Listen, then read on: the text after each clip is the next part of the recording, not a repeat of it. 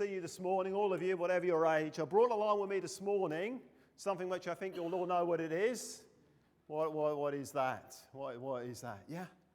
It's a clock, isn't it? It's not just an ordinary clock. It's a clock that normally lives on the wall in my office out there, in one of the church offices here. And it's a very, very special clock because at 4 p.m. every day, it might do it at 4 a.m. in the morning, but I'm not normally awake at that time.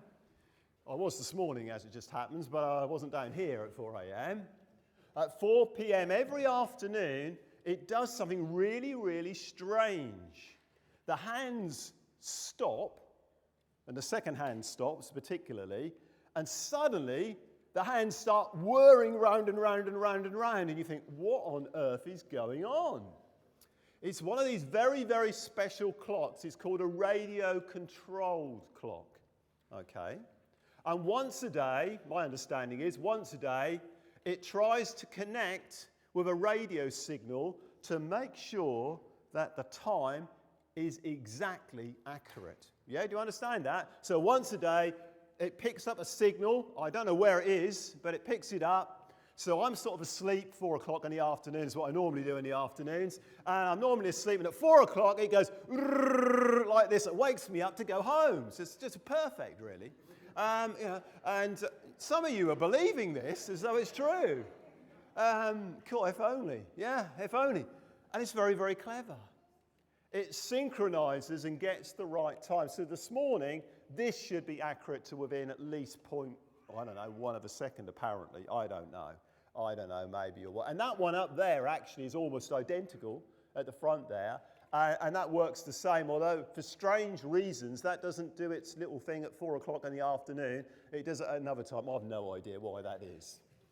Don't ask me everything, all right? I don't know the answer to everything, all right?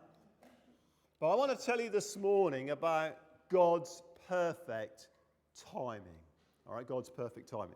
If I take the battery out of this, it should stop, you would think. Has it stopped? Yeah? I'll put it back in. Now, this might not work because it isn't 4 o'clock in the afternoon. It might be grumpy, all right? And I might say it's a Sunday. It's my day off. I don't need to work today.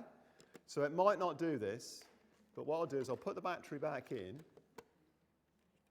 And it should, in a little... See the hand? Look. It's trying to find a signal. It's trying to find a signal. Very clever, isn't it? You can have this for £500 if you want it afterwards. In fact, the first offer of 400 and above I will take, all right? It hopefully, by the end of the service, will find the right time. It might not, because it's not 4 o'clock in the afternoon. But I want to tell you this morning, all of you, children, adults this morning, that God's timing is perfect. We all know what one of these is. Who didn't answer before? What's one of these? That's an apple, and they're lovely, aren't they? Really, really nice, especially if they're eating apples, not cooking apples to eat, but not until you cook them, of course. And wonderful. But I want to just show you a picture of apple trees when they're in blossom. That's what apple trees look like when they're in blossom. And do you know, apple trees and other plants, now this is beyond my understanding. I had to check Wikipedia, and you've got to be careful with Wikipedia, all right?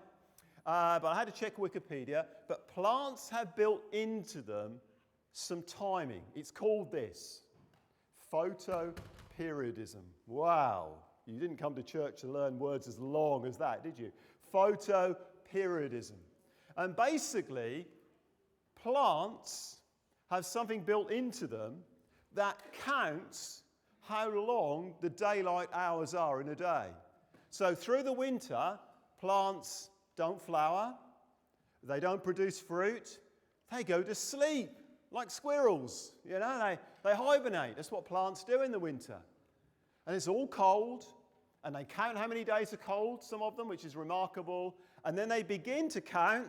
I don't know if they've got a clock inside them or not, but they've got some kind of a clock inside them, and they count as the days get longer and longer, and there's more and more daylight. And then suddenly, it triggers something within them, and the plants begin to throw out some leaves. And then after a little while, they throw out some blossom. And then after a few weeks after the blossom has disappeared, they begin to form fruit. It could be an apple. And then we begin to pick them, I don't know, late August, early September if it's an apple tree. even into October. Now, I think that's incredible. That these plants have got a clock, so it's got to 4 o'clock. See that? Interesting. Got to 4 o'clock. And it's no thinking about it. It's thinking, it's 4 o'clock, it's 4 o'clock. I should do something at 4 o'clock. It's probably not going to wait until 4 o'clock to change. Is there no trees, plants, they wait until they count this period of time. This is what this means. The response of an organism to seasonal changes in day length. And then suddenly they burst into life. They wake up after the winter. They blossom. They begin to form the fruit that's going to be. It begins to grow. And if the frost doesn't get them in that really tender period of blossom, then they grow and become a lovely fruit. You know, God has put that in them, I believe. God, in some miraculous way, has made plants to work like that. And I just find that mind-blowing, I have to say. And hopefully you do as well. I don't confess to understand everything about it, but I do know that it happens through my eyes and through my taste, when I taste the fruit that comes. So the Bible is full of things about this. There's a verse in the Bible, Psalm 104, verse 19, and it says this: this is God speaking, God made the moon to mark the seasons, and the sun knows when to go down. Every day it knows when to go down. And God's sorting that out, just like he's sorting the tide out every day at Felixstowe, and at Walberswick, and at Weston-super-Mare, and in Rio de Janeiro, and in Los Angeles. He's sorting it all out. Every day he knows the tide's going to stop there. Every day. And the sun's going to rise just at that time. The sun's going to set just at that time. God keeps his promises because he's put within so much a time. And eventually this will sort itself out. But I just want to say to you all this morning, just look around you, see what God has made. See the wonder of it. And the Bible wants to say to you and teach you and me this morning, look at it all. Marvel at it, yes, but look at the one who made it all, God himself. Praise him for who he is and that he keeps his word.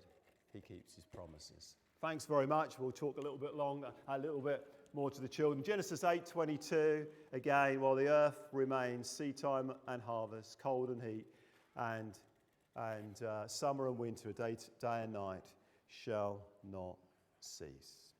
Brilliant. Graham's going to now speak to us about an exciting project, and I'm going to share something about shoeboxes too.